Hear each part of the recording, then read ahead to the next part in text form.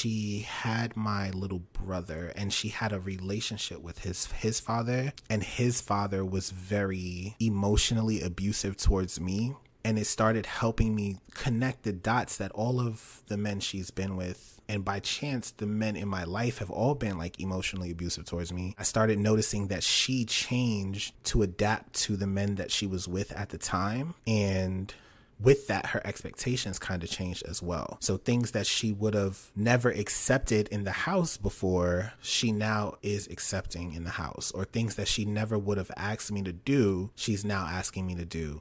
Things that she has taught us the difference between right and wrong, but when wrong happens, she defends it. I had to have been like 13. And from that point, I had decided, I said, when I get old enough, I just want to move. Every L podcast.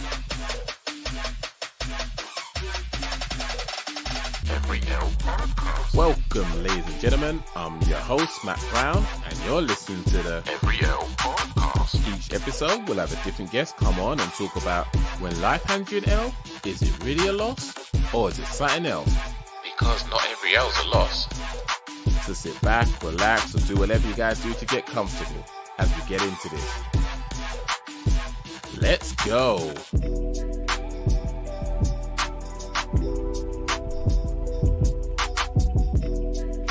Welcome everyone to another episode of Every L Podcast, where we have different guests come on and talk about when they've gone through a certain situation, did they cop an L or did they bring home the W? And in more times than not, well, I ain't going to spoil that for you. You have to listen to other episodes. But we can have a guest on who's going to talk about a time where during one of his situations, or maybe two, we don't know yet, he felt like he copped an L. And we're going to go and explore it. We're going to see how he navigated the situation, what support he had around him, if any, how he reacted, and just understand better from him what he went through, and looking back, if he'd still consider it an L. This individual I came across on socials. I seem to be finding a few people like that these days, which is really nice because social media can be a nice place. It's not as bad as some people make it out to be. It just has the potential to be bad if you're looking for that type of stuff. And this individual, his name's Robert, fantastic guy. And the limited interaction I've had with him, he sounds like a solid guy, someone I'd sort of mess with in real life if he was in the same country as me. But unfortunately, he's all the way over in Texas. And I know when I say in Texas, when you hear his voice, you're going to be thinking like the movie Get Out. I pretty much felt the same way, but it's all good. He seems like a sound guy. He's very considerate. He has got his own podcast. I'm not going to sort of go into that because I don't want to eat into his intro. But his podcast itself is something that is very reminiscent to something I would listen to because it's self-reflecting. It offers up advice and guidance in terms of how to manage your own feelings and navigate situations. And he's very candid as well, which I guess is quite rare because if you're in a position where you want to talk about helping people, to talk about your own struggles is a little bit taboo. But I appreciate his honesty. I appreciate him just being as real as he is in his podcast. So I have a fantastic guy here who wants to talk about a couple of L's that he has. And without further ado, let me introduce Robert. How are you doing, sir? I'm good. It's, a nice day in Sunken Place, Texas here. In Get Out, Texas. That's more appropriately titled. Right. But I'm doing good. I'm blessed to be here. Really happy to be collaborating with you. I really appreciate your show as well. I found that this year I kind of made a conscious effort to be mindful of the things that I consume in terms of digital media. And I've started finding my way into this space on the internet that is actually really healthy, really honest, and not as performance based. So it was really cool to kind of start coming across content creators who make valuable content, stuff that I would actually want to listen to. Much appreciated. Kind words. So do you mind sharing a little bit about yourself before we go into your first L? For sure. I am a professional mental health coach. Practice NLP, which is neuro-linguistic processing. And I work with people all over the country in terms of dealing with trauma, stress, and anxiety. I've worked in that field for, let's say, 15 years or so, until I decided that I wanted to kind of take a step away from the clinical aspect of mental health and practice a more holistic approach. And yeah, I've been doing this for quite some time. It's really second nature to me. And as you said, I have my own podcast, the Group Sessions, where we kind of dissect a lot of these social dilemmas and things like that. And always happy to jump on platforms, do community work is something I'm really passionate about. So I'm happy to do it, and I'm happy to talk about it. Oh, thank you very much. And yes, it's Group Sessions with an S, not just singular. So if you do want to check it out, you'll see it in there. But the information will be in the show notes. So don't worry about it. So we're going to talk about his first L, which is a very interesting one. As you know, guys, I get this come through. I look at it and go, I'll do it when I have the interview. Then the interview comes around, I go, I didn't look at this. Oh, well. So here we go. So the first L we want to discuss is modelling my life in the failed expectations of my mother and carrying the burdens of her L's. Woo. So let's break this down. So my initial reaction to that is your mum had some lofty expectations for you. And by hook or by crook, you tried to make that happen. It just weren't flying. And it was probably going against how you are as an individual. And anything that she didn't win at, let's say, felt like you was carrying it for her expectation. I know, I feel like I probably waffled on that, but that's a fair analysis. You'd make quite a great therapist. That is a fair psychoanalysis.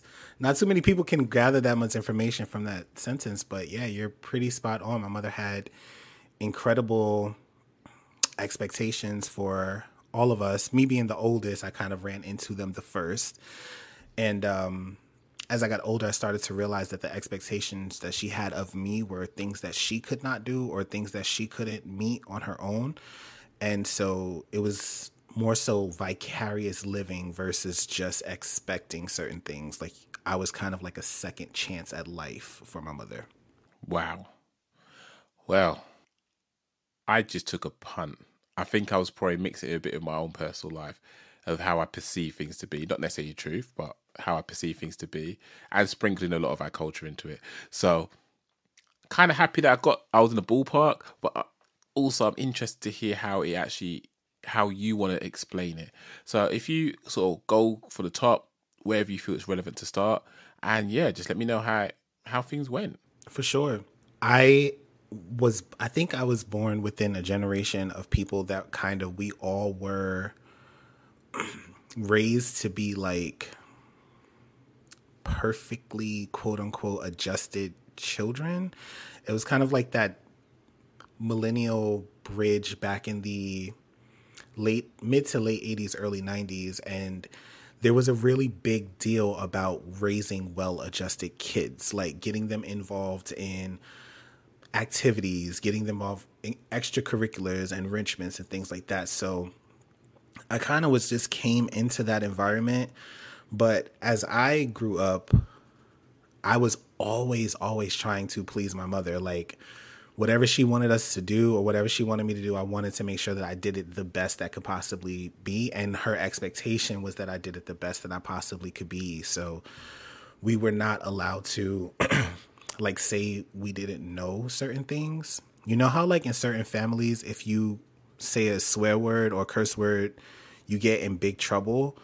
So for us, that word was stupid. If you say something stupid, that's like the worst thing you can say in the house. Stupid, I don't know. That was the worst. To say that you don't know something was horrible. You get in so much trouble for that. And she actually kept a stack of encyclopedias from A to Z.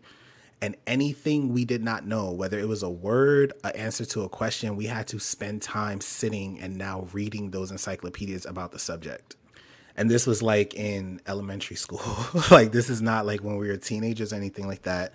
So she was really strict on this concept of perfect achievement.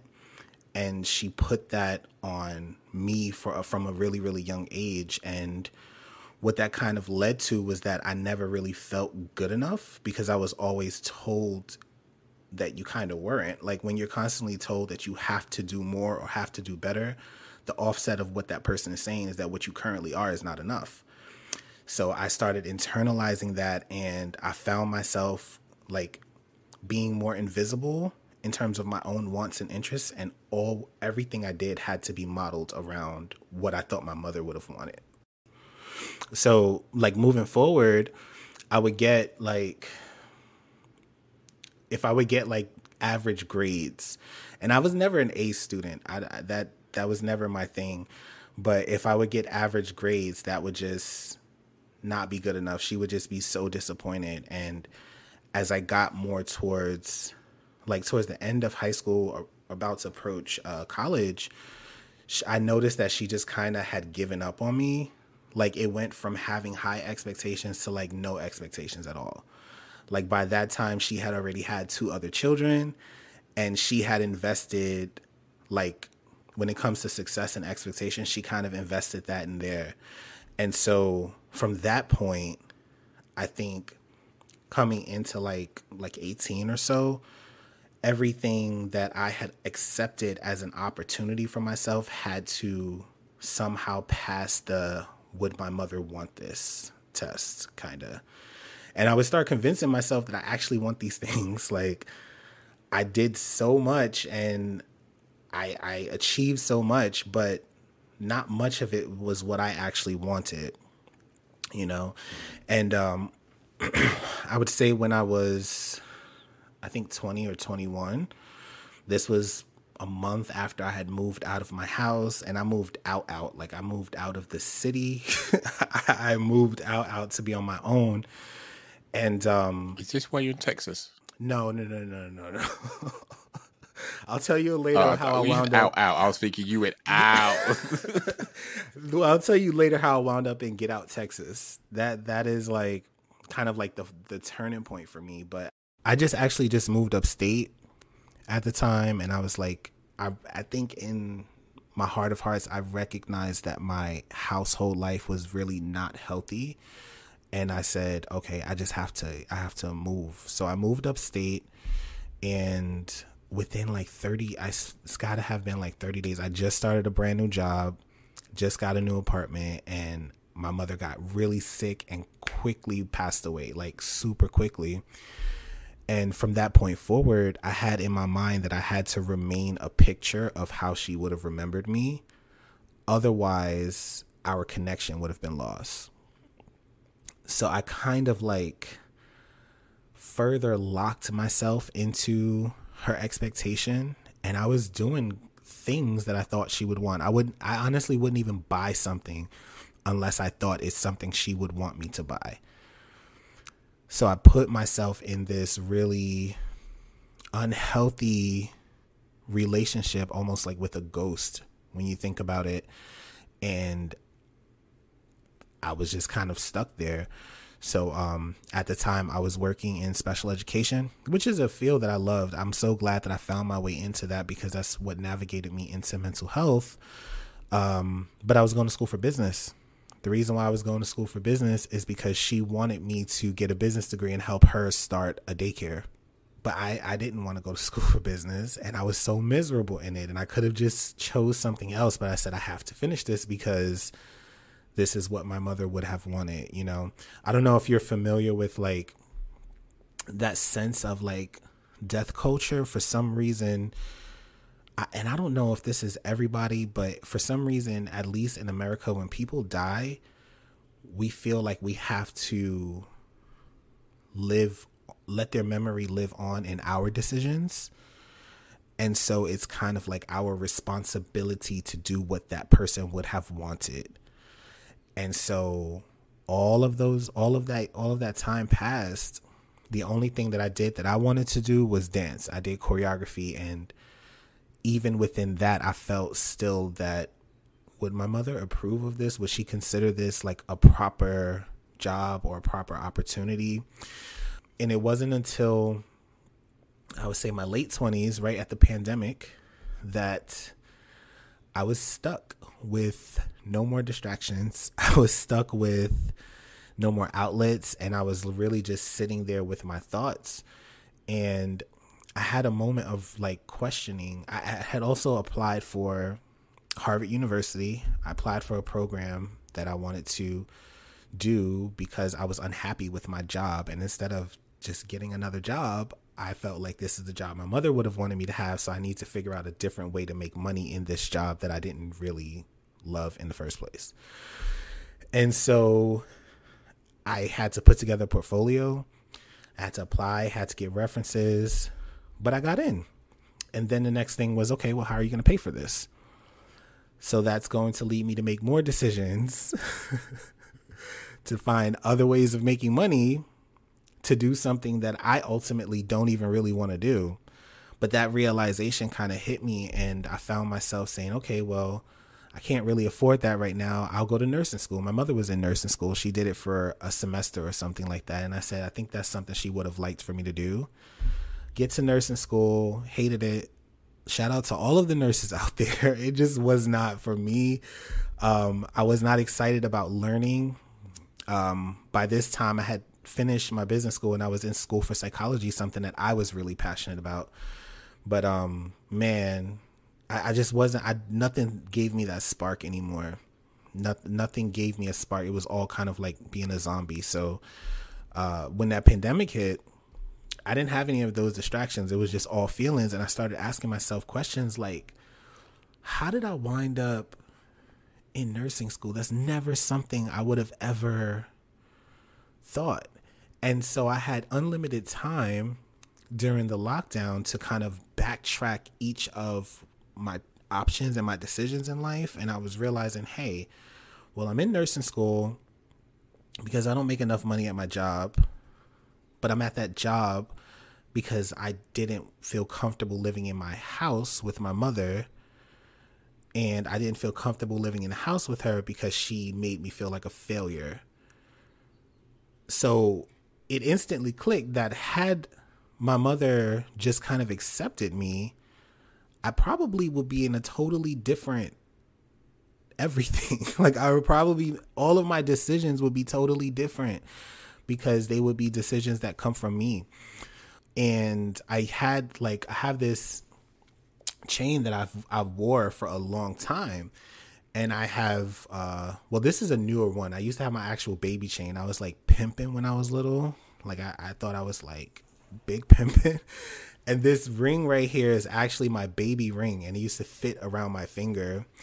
And so I would have this chain, and I also had her high school graduation ring on it too. And so as I'm backtracking all of these things, I'm thinking about how relationships, failed relationships, why are my relationships not successful? Because when I'm in a relationship, I feel like I desperately need that approval. Why do I need a person's approval that I just met? Because I feel like I don't have it anywhere else. Why do I feel like I don't have it anywhere else? Because my mother made me feel like a failure, And so I started realizing how her toxic ways had bled into so many other aspects of my life. And I look around my room and I have like my business degree. I had it framed sitting up there somewhere. And I would look at it, it would get me mad because I didn't even want it. It was just a waste of thousands of dollars. And then I realized that I had like one of her high expectations literally hanging around my neck. And I just was like, I can't do this anymore. I realized I couldn't do it anymore. And then I also realized that I had actually outrun her in life in a lot of ways. There was things that there were things that she didn't support me in, but she still expected me to succeed at. She wasn't one of the biggest things. It was funny that I had her graduation ring is because one of our biggest divides were centered around education, and I didn't graduate high school on time, and she wasn't interested in understanding what I was going through at that time. And she just was like, she let me have it. She was like, you're just a failure. You're not going to be anything. And you messed everything up. And it was always like I messed everything up for her anytime that I would fail at something. And so I don't think that when I went to college, because she wanted me to go for what she wanted me to go, I'd realized that a lot of what she was doing was projecting her failures onto me. She didn't finish college. She went to college, she started, but she didn't finish because she got pregnant at 19 and had a baby. And that baby was me. And so with me being a disruptor to her life, I realized that she saw me as responsible for picking up the slack that was dropped with me entering the world. And I kind of just put that down one day. And I said, you know what? I think I've met her expectations and then surpassed them, because I've done things that she couldn't do. She just didn't have it. And it wasn't necessarily about having a child. While having children does put a pause on certain things, I was already about 20 years old, and there was opportunity for her to find her map, but she had given up on her own map by designing the maps of her children. And that was the biggest L, because that's when I started realizing that I had mental health issues surrounding that incident and surrounding that relationship with her that had locked me into this pattern of behavior, not just decision making, but also how I interact and how I show up for myself, how I interact with my friends, what I talk about, what I don't talk about. And that moment broke me down, like really, really broke me down. But it kind of was a turning point for me to understand the lesson in why it's important to know who you are and to feel validated in who you are and know where you're going. Know that you're doing the things that you're doing for yourself, not to please someone else. Even if you don't realize it, you have to take a step back and have that conversation. So because of that, I made these decisions, said, you know what, this job, I have to go. This isn't my thing. This is my mother's thing. So this job, I have to go. Everything in New York would remind me of all of my, like, it just echoed the performance aspect of me performing my mother 2.0. Even in my relatives, they would start having conversations with me as if they were talking to her. And it just was, I saw that I was willingly finding myself into a replacement of her. And I just was like, I can't do that. That just can't be me. So, quit my job. Did you feel that you was being seen, that you wasn't being seen? Yeah, of course. I wasn't showing myself. No one was able to see or acknowledge me because I was always taught to be in the background of her. So I never felt like I was worthy enough to put myself at the front, to show myself. I was laboring under the illusion that if people saw me, I would not be accepted, because that's just how things had been for me for so long. And so I talked to people about what I was dealing with, talked to my doctor about what I was dealing with. And I was working a different job for a little bit. It was a suicide counseling job remotely from Los Angeles. And I just saved up. And one day I just said, I don't need to stay here anymore. I said, I don't need to stay here anymore. My family historically, like my great grandmother and her family, I don't really know them, but I know that they were from this space. And I had just, one of my best friends, he actually lives out here and he has his kids and his wife. And I just was like, you know what? There's some place I need to be, and it's not here. It's not New York. And, you know, it was hard to explain that to people, but I had to go somewhere else. And I kept seeing myself in a space like this. Now, did I consider the political environment and how I would feel about that? No, I didn't. But I've been to Texas before, and it's just always been a vibe. Like, it's something about everything being super flat and just looking straight ahead and seeing the entire horizon. It just felt super peaceful. So I said that if I'm going to start this journey of presenting and finding who I am, I need to start in spaces that feel like they feed who I am.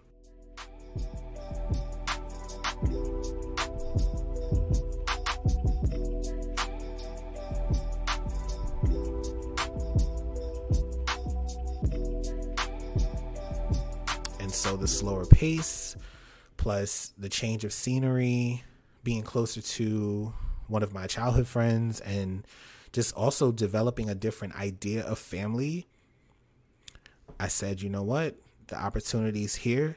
Tickets was really, really cheap during the pandemic. So I said, if it doesn't work, I've worked my ass off in upstate New York. I can always go back and get hired somewhere. I know people I can stay with. I worked really, really hard of building a professional reputation in that city. So it's there, but I could also just stay with my friend for a month or two while I'm saving, getting a new job, getting a place, and try something different.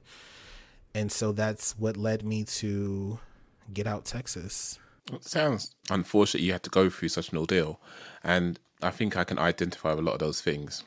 Not necessarily personally I can identify them, but because I've witnessed them in other people. But when you mentioned about what you liked about the flat land and that you could see the horizon, correct me if I'm wrong, but it just felt like because you could see the horizon, it felt like there was no surprises, there was nothing being hidden from you.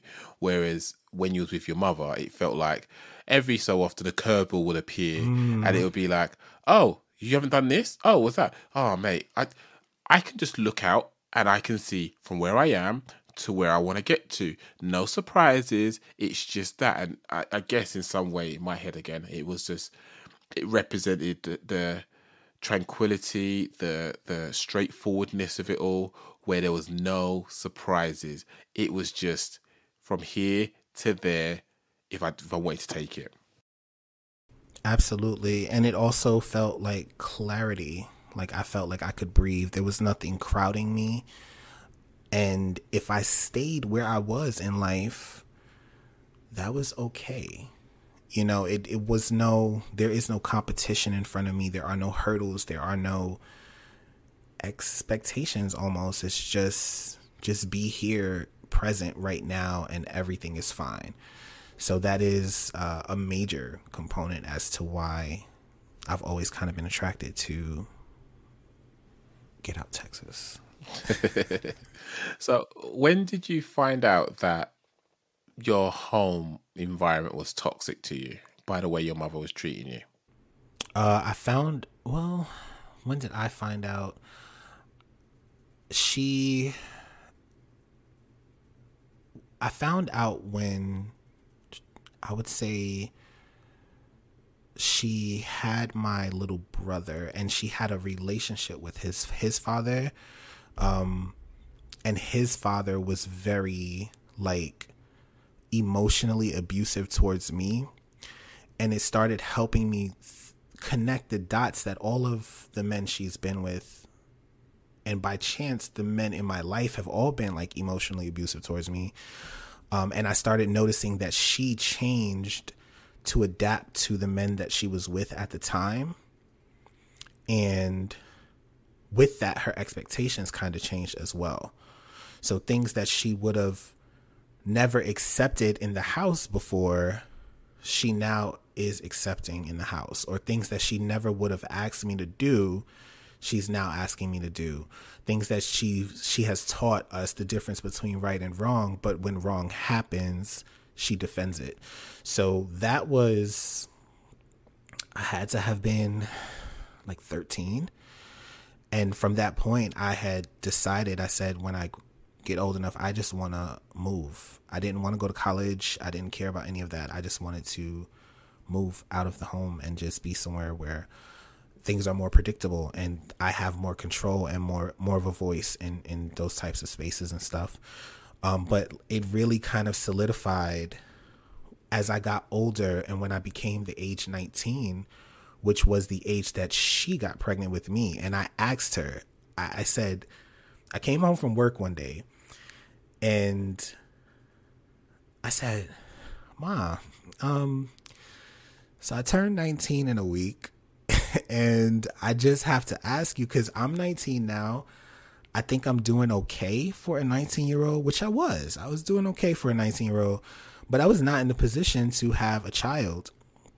And so I bold and willingly asked her why, what was she thinking at this age in terms of having a child? Because she's always told me that I was planned. I wasn't like a accidental pregnancy thing. And she told me, she said, well, I wanted to have something that was going to give me unconditional love.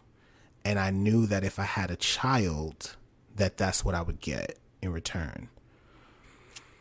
And so I took a moment to kind of like process that. And that when by her saying that, it helped me frame the way that she saw me in her eyes. And it gave context to what she imagined my role to be in her life even before I got here. And so from that point, I think that really clicked and helped me understand that it was a toxic environment. I've got 3 kids and I don't think I'm going to get unconditional love from them because I know how I stay. So it might be unconditional love. Don't mean they're going to like me. It's one of those situations where I feel that you kind of have to pour in to get anything out, and whatever you pour in, it may not come out in the way you want it to, like coming back to you. More times than not, it might go out to other people. But I guess that's something you should anticipate. But to be fair, 19 is a young age. I don't feel I could have been a parent at 19. Don't feel I'd have been the mental capacity to do a good enough job. And everyone deals with things in their own way, probably carrying forward their own traumas, whatever. And I'm not trying to make excuses for her. I'm just saying that I know everyone goes through their own struggles and will deal with it in a way that they feel they can justify at the time. But obviously, in your situation, that feels painful, the fact that you then had to be the person to carry the torch forward to try and live out all her failed dreams and aspirations. And it sounds like, instead of being your cheerleader in the corner, she's the one that's like, I don't know, that football coach that sort of dogs on you because you ain't performing adequately enough. And sort of has got the referee, but then says, "Oh, don't worry, you're not you ref. You're doing all right. It's this idiot. He's not doing good enough." And I guess even if people don't think it's bad to say certain stuff, like, because I'll be completely candid, there are times I catch myself talking to my son, and I'll say that, "Be a good boy. Don't be a naughty boy. Is this good behavior, bad behavior?" And I feel like I'm eloquently explaining myself, but then sometimes I feel like I'm probably using the wrong phrase at that time and associating them following orders with it being good behavior when that's not actually accurate. But for me, it felt right at the time. And I'm very aware, and don't get me wrong, I try and mix it up as and when I can, but eventually it's building up something.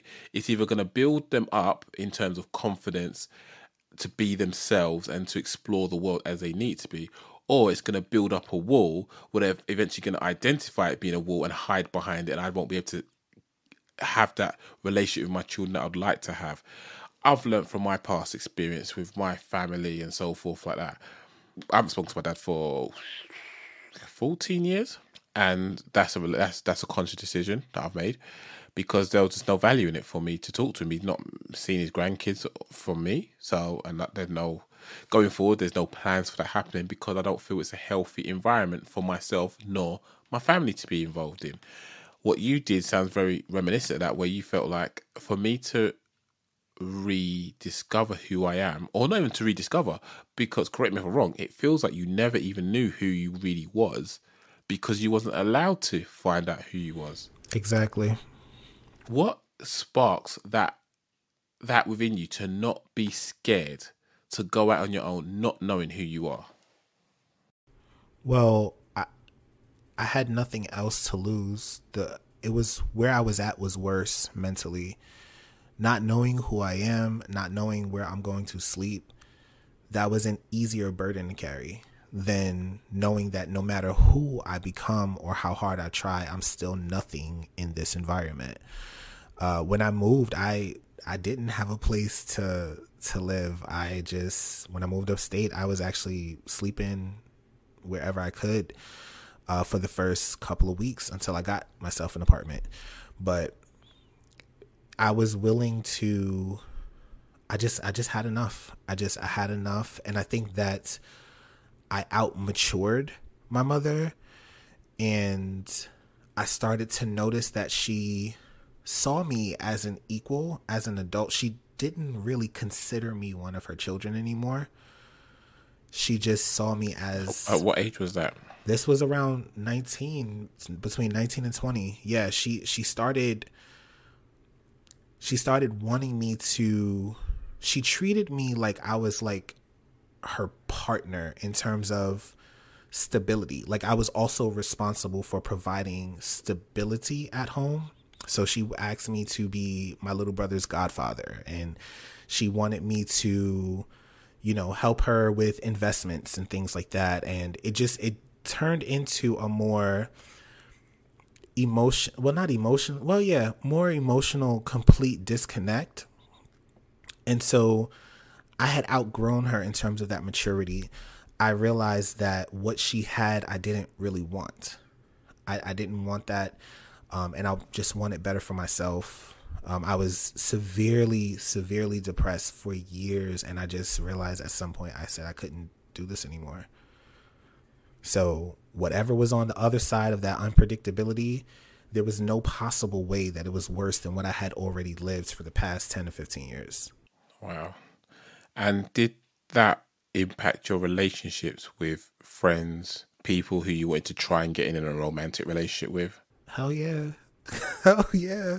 Absolutely. When you're comfortable with that level of detachment and intimate within your parental relationships, think about like intimacy like as the sun, and all of the planets that orbit around are different levels of connectivity to the sun's gravity, that intimate relationship.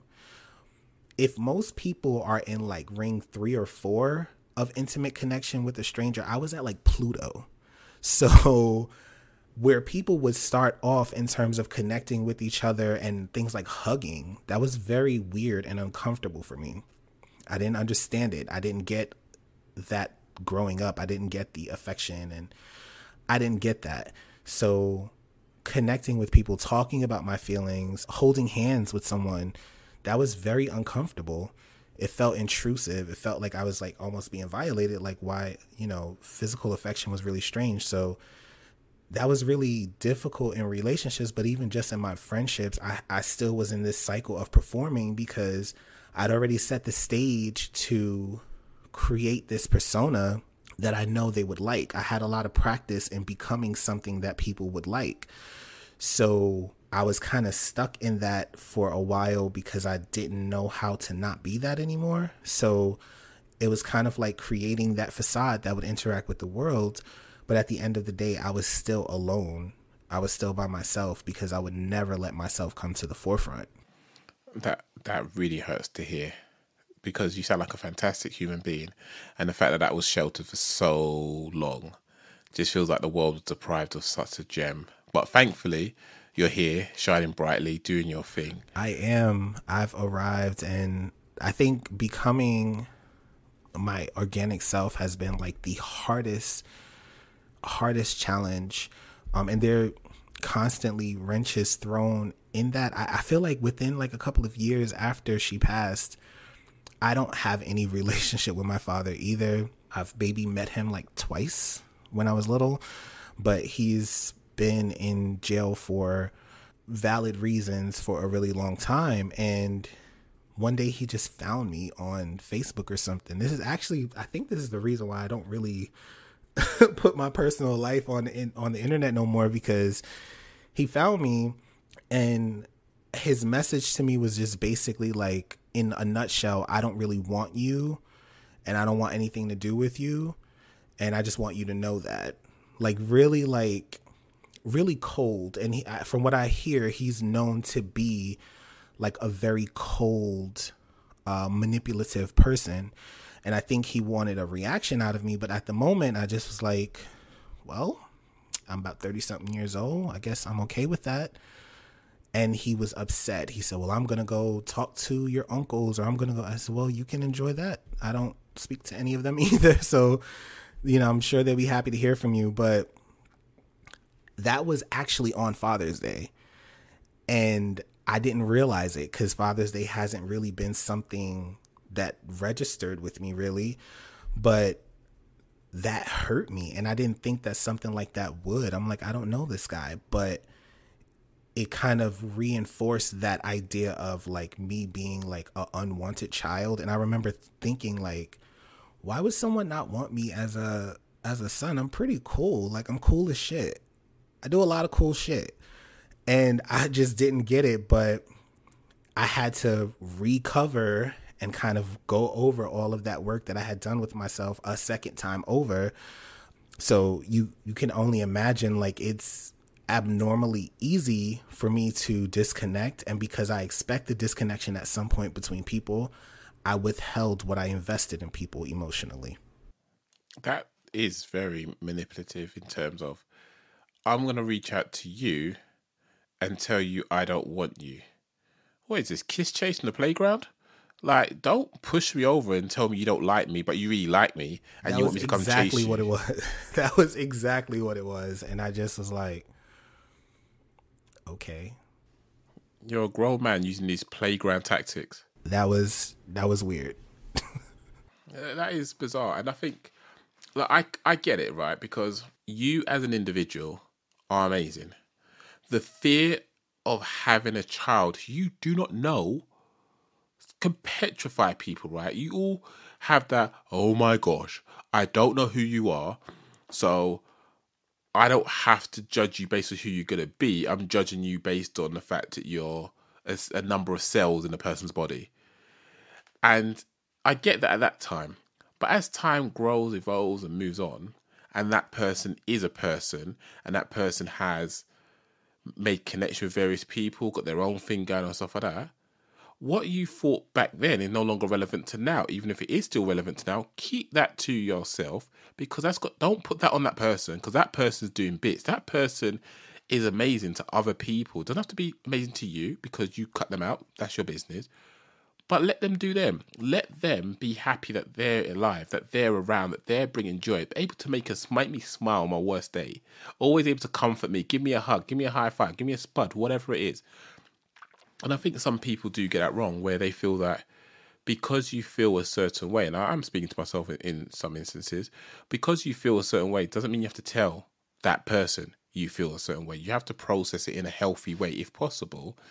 And, you know, if it means you have to shoulder it on your own, then so be it, or go speak to someone else that you can confide in.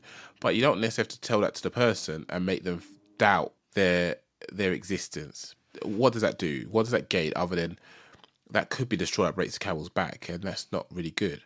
But you went and did therapy, didn't you? Oh, absolutely. 110%. As soon as before I moved out of New York City, it was important for me to do some sort of therapy. I was at the tail end of my business program. This was 2009. And I knew that I wanted to study psychology. And I knew that if I was going to start this new chapter in my life, I didn't want to start it with like residue of the past, as best as I can possibly control. So yeah, I was at the age where I can actually talk to my own doctors and make my own appointments and things like that. So hell yeah, I did therapy from 2009 for, I would say, a good 10 years of therapy in 2019. And I was very resistant at first. I was not liking it. I said it wasn't for me. But I stuck with it. It was quite off and on, but it was important for me to make that step to start to have someone else help me analyze myself and be more intentional with the things that I do, especially because I had no idea who I was. I didn't know how to look for who I was. I didn't know where to look for who I was. So I needed someone to help me find that roadmap.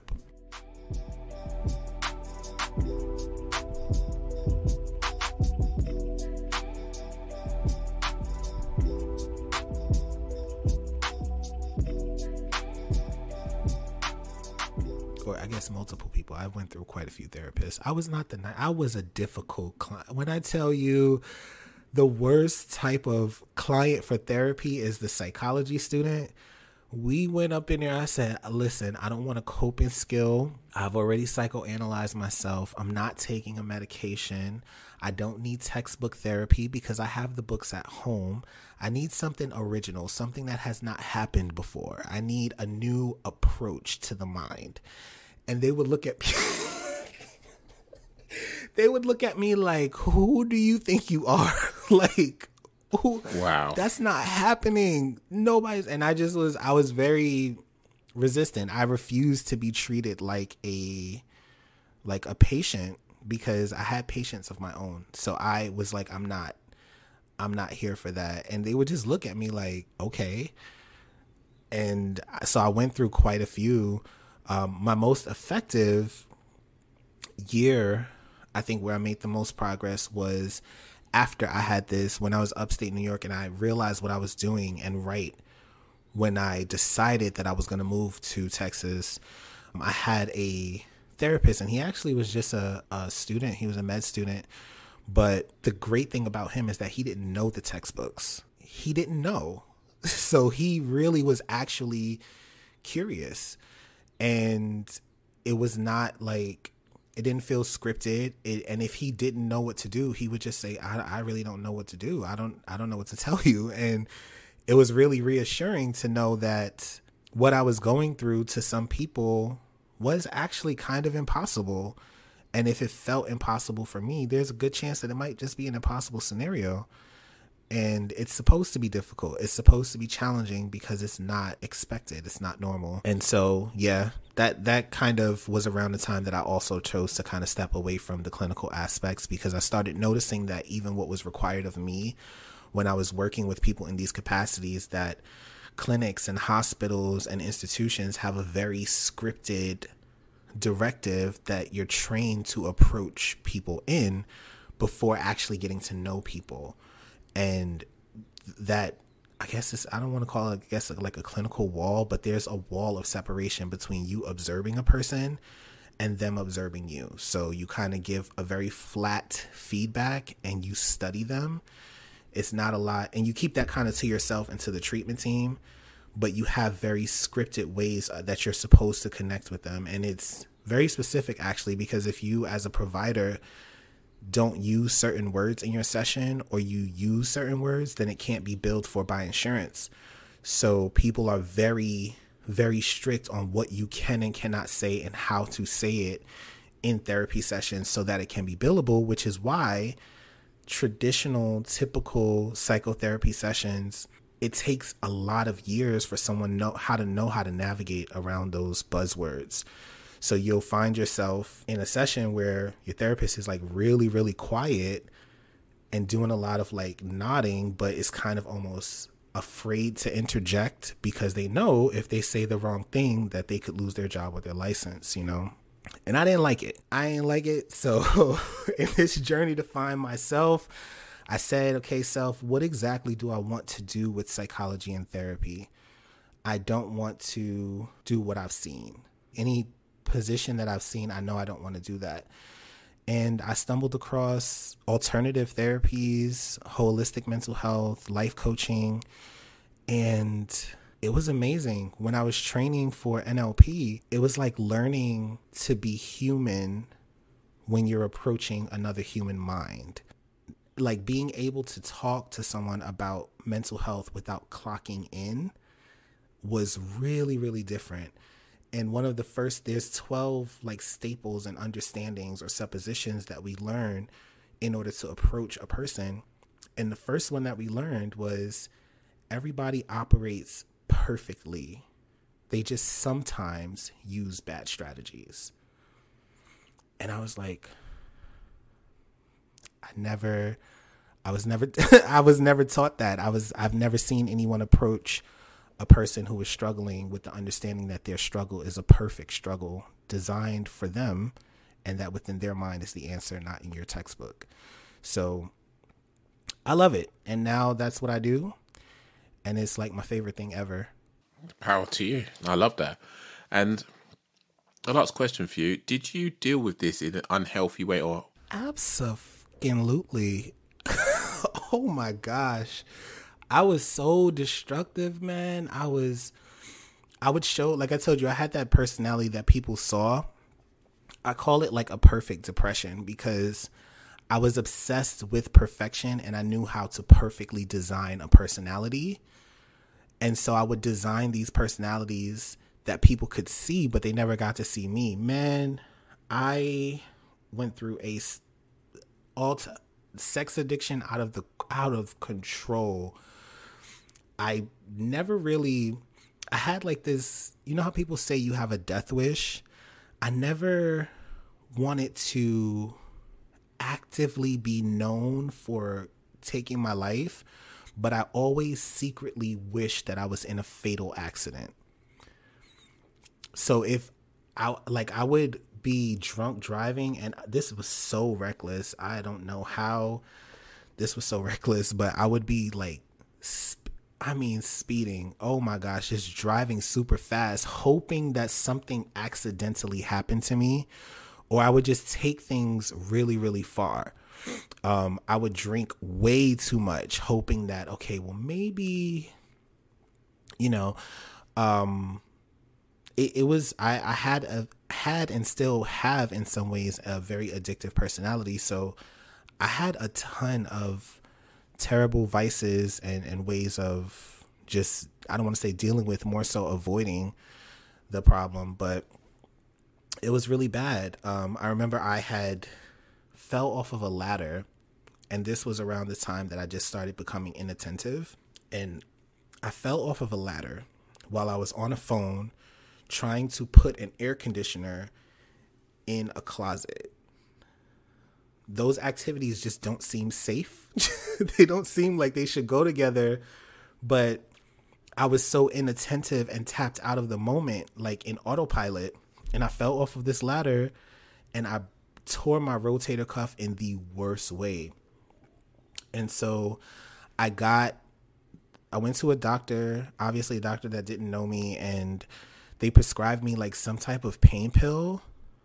And that was like, I was popping those pills like it was nobody's business. Like it was out of control.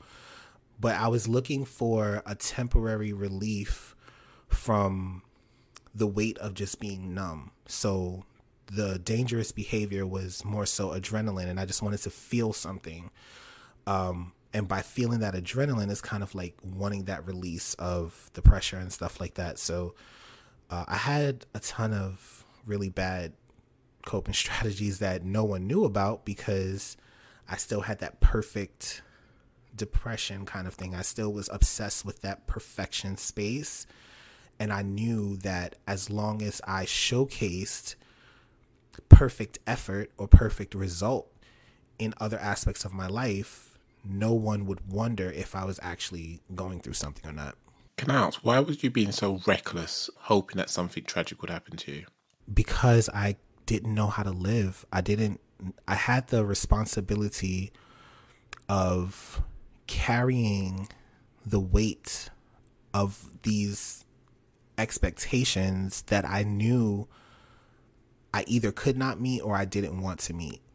And I didn't know how to live for myself, and trying it just felt so, it was like being in a gym and just never taking a break. I was tired.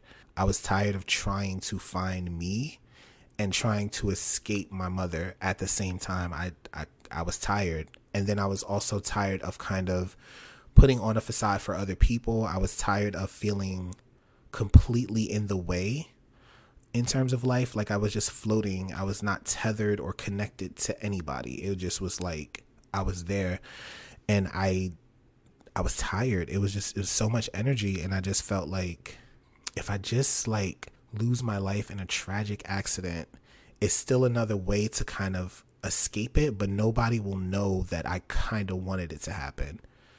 Very interesting. With all that ordeal, have you been able to work out when that started to happen? Because I'm curious to know if your mother was like that when your siblings started coming along, or do you think it was before that?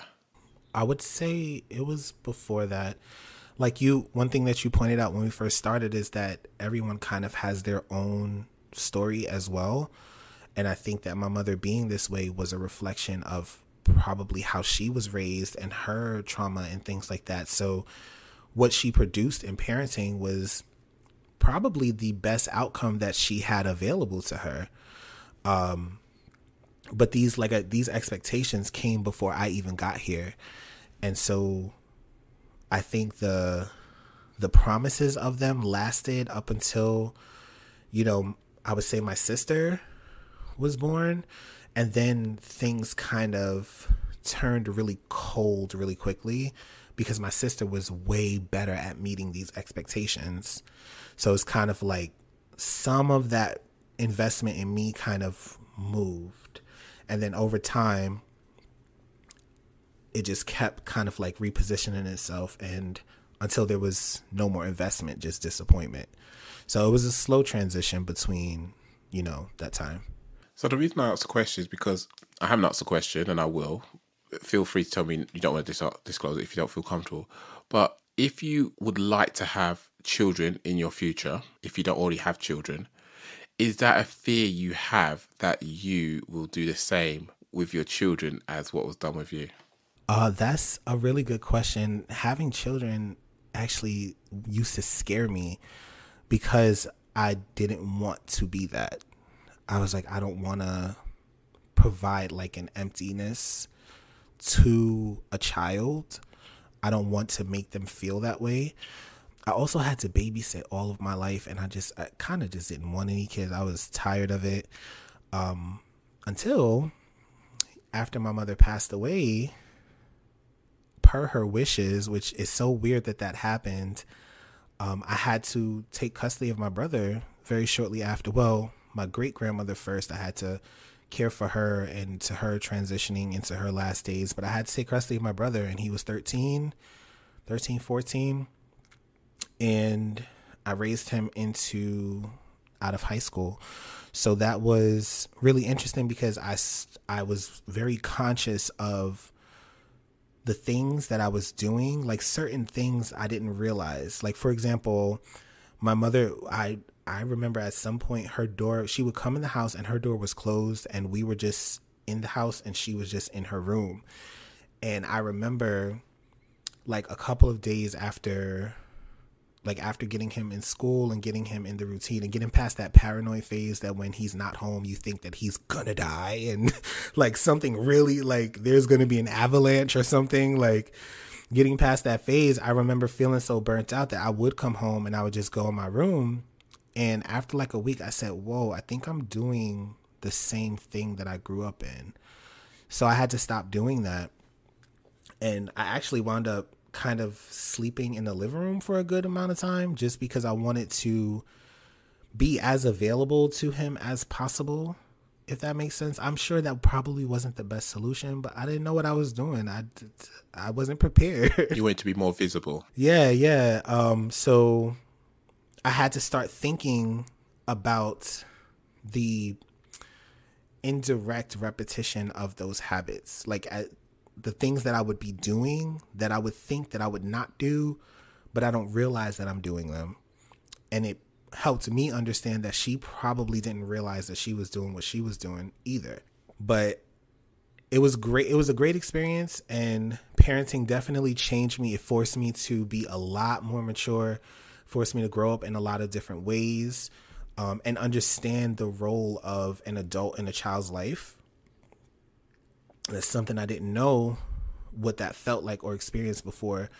Understand like the importance of having conversations with your kids when you're correcting behaviors and being consistent in the approach on how you correct these behaviors. And then also it taught me how to let go of them and let them be their own person.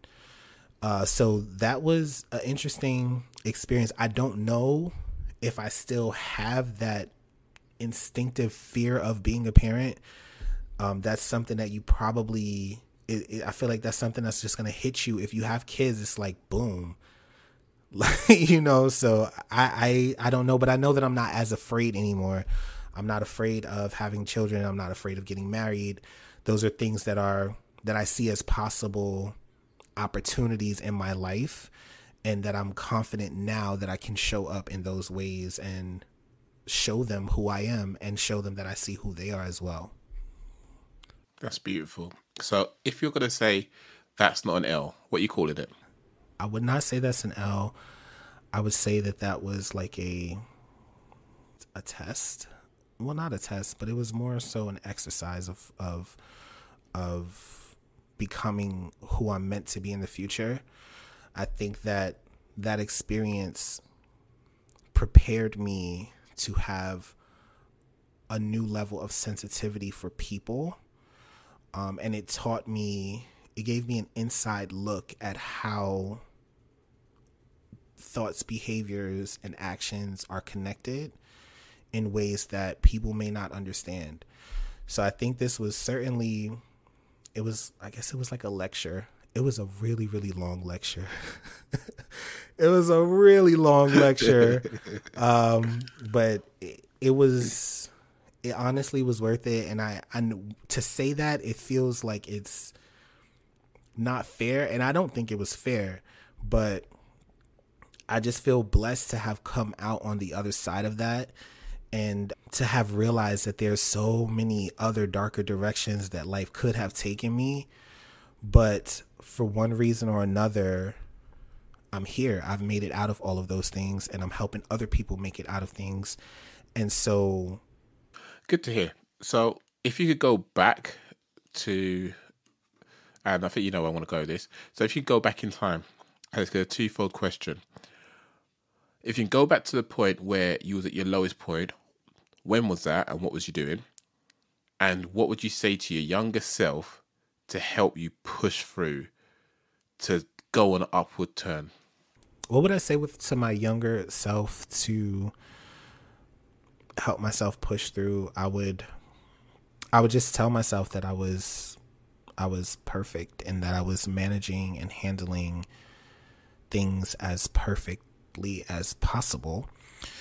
In terms of feeling weak and feeling vulnerable, I would reaffirm that I didn't need to change who I was or how I was to be acceptable. That my particular life story is a story that's for me. It's not for other people.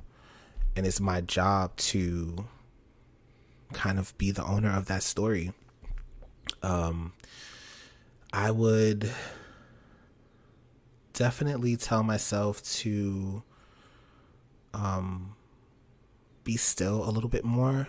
Like, I wish that I could have known the value of like meditation at a young age. I think that would have really done a lot for me.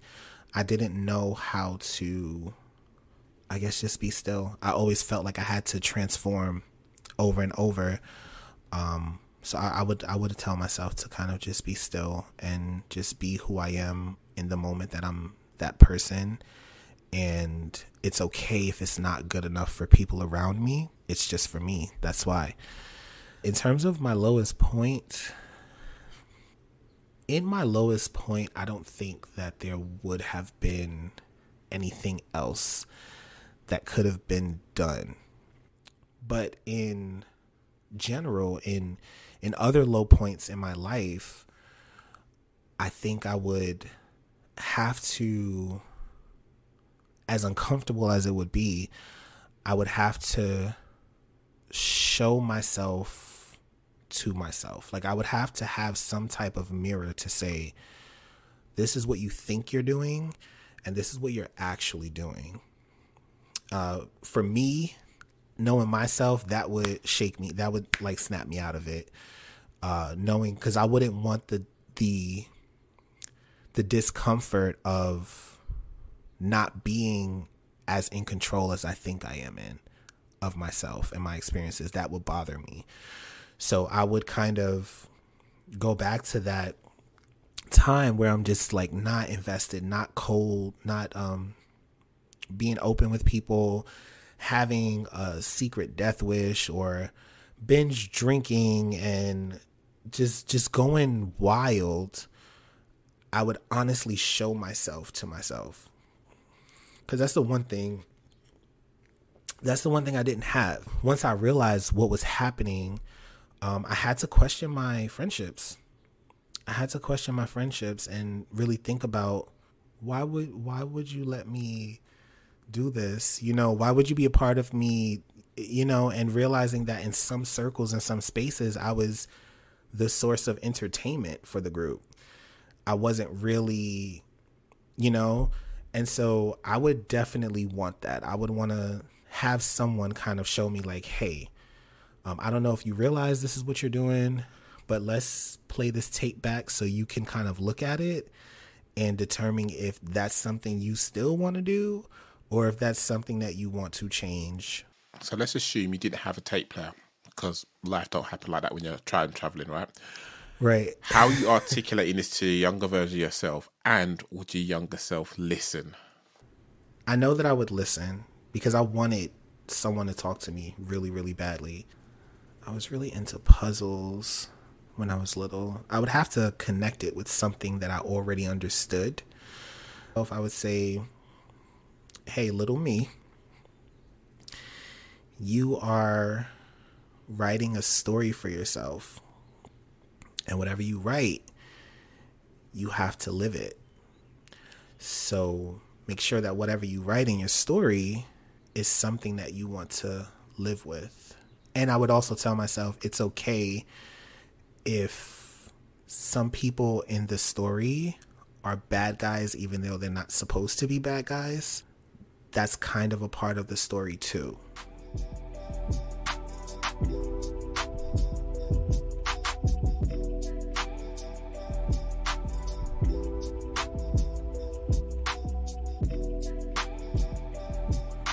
But it's still up to you you get control of what you want to write in the story. No one else gets to control how that story gets written. And I think I would connect with that. I was very observant when I was a kid. I just was always into some level of psychology, always curious about the way things worked and about how people worked and things like that. So I think that understanding that my life is a story and this is a part of a story, and that since I'm writing the story, nobody else can like control the outcome of it, I think that would be really helpful. Sounds good. Sounds really positive, because I think a lot of us don't notice what we're lacking until later on in life, and it's not necessarily a negative thing on those that are our caregivers, because the caregivers have got whatever they're doing at any given time. But at some point, you take responsibility for your own well-being. And when you can do better, in theory, you should then do better. So like yourself, take yourself to therapy, even though there's probably some stigma around that. Yes, you got in the medication and whatnot, but then eventually you found a way to not necessarily pursue with that. It's all these different things where if you know better, do better in theory. And I know the theory is very black and white, when in practical terms, you need to then replace that with something else, something that's going to be better for you long term.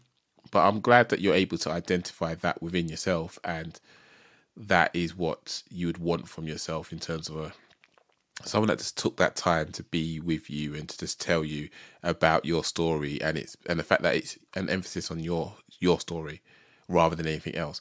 I do want to ask you a question before I conclude. When you said about meditating and all the different things that you mentioned, do you think your environment at the time would have allowed you to have that time to do those activities? Yeah, I do. I had time with my thoughts. I was really, especially when I was young, I was very neglected. I was on my own in a lot of places. If I knew that it was something, if I knew how to meditate and I knew that it was something that I could do in just a few minutes, I had time to do that. Because what I was doing when I wasn't meditating is still escaping in my mind just into more unhealthy and dangerous mental spaces. It would have been nice to have a place to go mentally when things became overwhelming versus having like the experience be so triggering that my mind is doing its own gymnastics. Well, left me a bit speechless there. Don't know what to say. What about you? How would you tell your younger self to do things differently? Like, how would you go back in time in this imaginary time machine? How would you teach your younger self a lesson in a way that your younger self would understand? I guess the easiest way I can think of is just take me out for a car drive and just do something that's fun, relaxing, just have a one-on-one. And we could cover so many variety of topics because it's just a one-on-one situation from someone that's taken an interest in me. It's not time-bound. It's not, I have to look over my shoulder because my mum's there ready to kick me in my head if I say anything inappropriate or say anything that she might feel brings shame upon the house or the name, whatever. And that would be it. But I think that for me in this moment in time would be cool because I'm okay in a crowd or on my own. But if I got someone that wants to take time to know me as an individual and I learn stuff as I talk, that'll probably be my go-to. I like that. I got one more better question. Which version of yourself would you send back in time? Depends what the situation is because I've gone through a host of situations. But to be perfectly honest, I think any future version of myself would be a better version because I'm in a period where I'm now 40. I didn't think I had milestones, but I can honestly tell you I did. And the milestones I had were having a house, having a car, having kids, having a wife, not in that order, but having all these things. Never thought I'd reach 40. And now I feel like I'm in free fall. I have no idea what I'm doing, where I'm going, how it's going to work out. Doesn't mean I'm not going to keep going, but I have no set ambitions and what I always do because one of my cousins actually hung himself at the age of 21. And that's when I was back in school. So as far as I'm concerned, I've always wanted to celebrate my life every year going forward. Here I am where I am. And it's like, wow, he checked out a long time ago. Yet here I am. And I don't know what's next, what's to do. So it's very difficult. But again, anything in the future would have been a better version of myself than whatever. Well, not a better version, but a more mature version of the one when I was younger, doing whatever they were doing at the time. That's cool. Just make sure that you're of driving age because you don't want to send yourself back before you got a license to go for this drive. Bro, I got parks near me. We could have gone in a park somewhere, got a slushy, we're sorted. It's fine. Yeah. It's fine. As long as it's one at one time, I'm all right. I always think too, like, when dealing with like children, because I do have clients who are kids, and when I'm working with them, it's important to kind of like connect with that common interest because kids, they know a lot. They're sponges. They'll absorb everything. It's just that when we get older, we learn to apply what we know and we learn to use that pattern to understand other things that we don't understand. For me, I think I would probably send I would say like a good 22.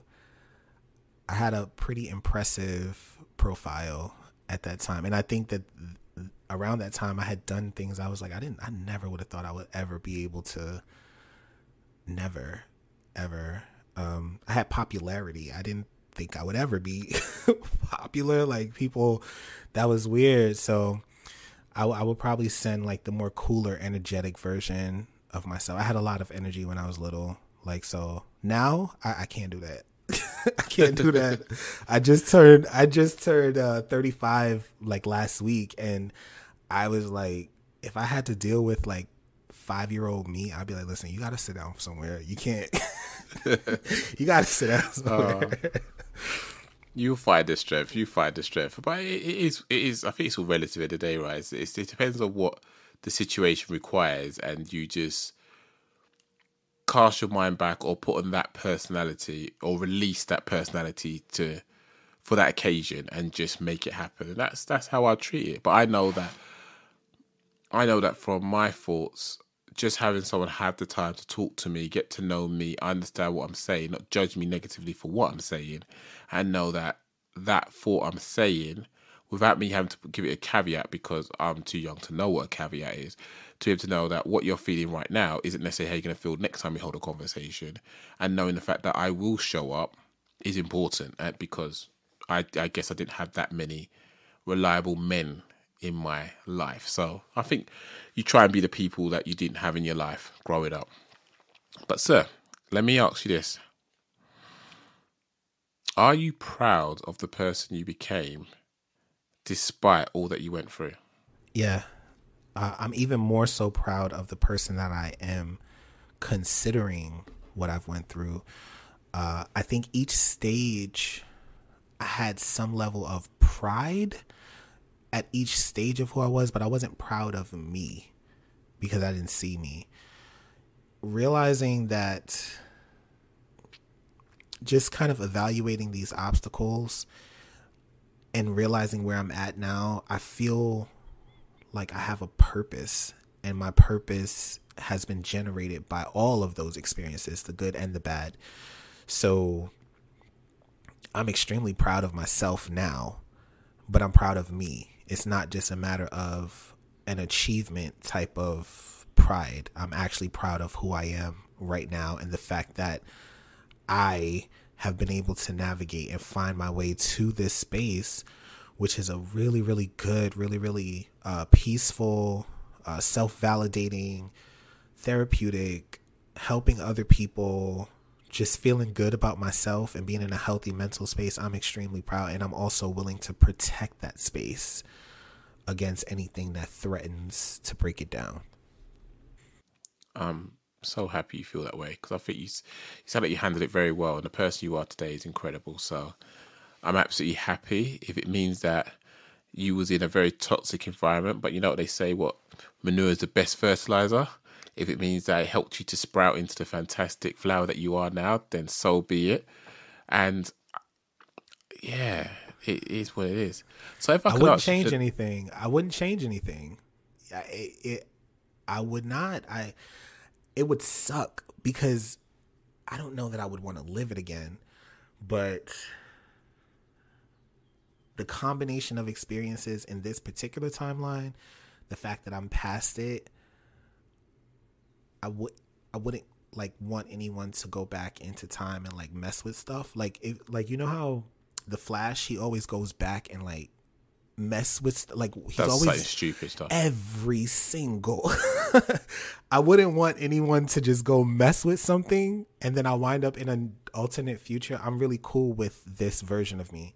I don't know that I would want to relive it, but just for someone to go back and do some adjustments, I wouldn't want anybody to change it. That's fair enough. So, sir, for the next 2 minutes, if you could selfishly plug anything and everything you got going on and where people can find you. Instagram. Go on Instagram. Follow me at Robert St. Michael. That's RobertSaintMichael.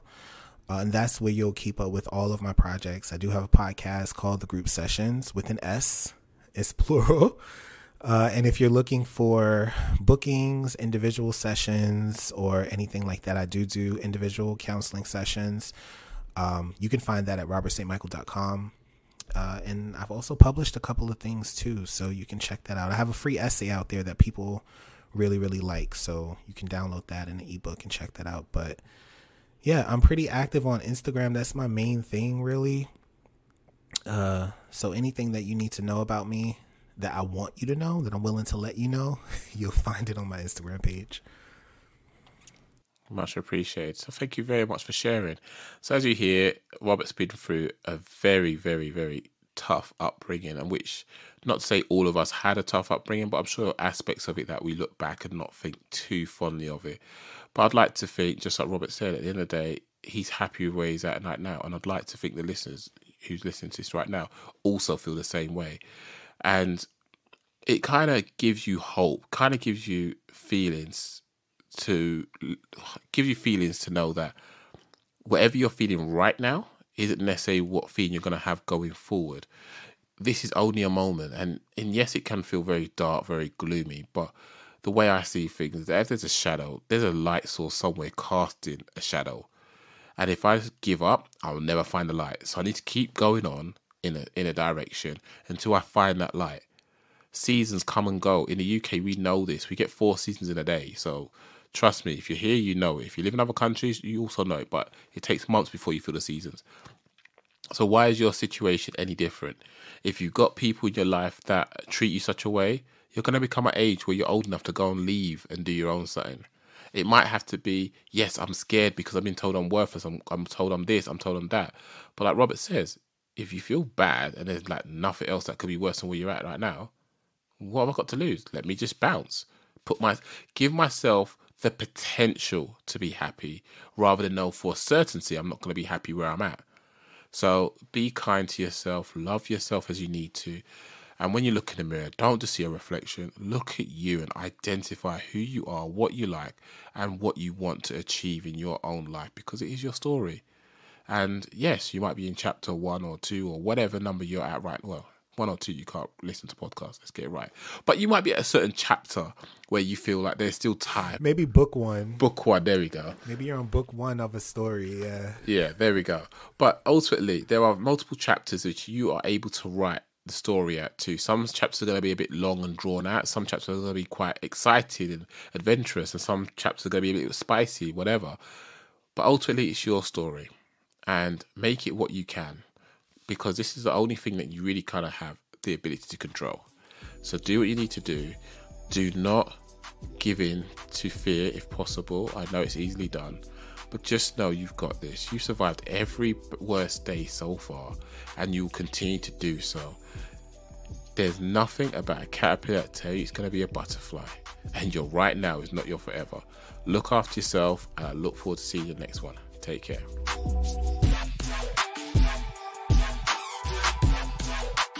Every L Podcast. Every L Podcast. Every L Podcast. Every L Podcast.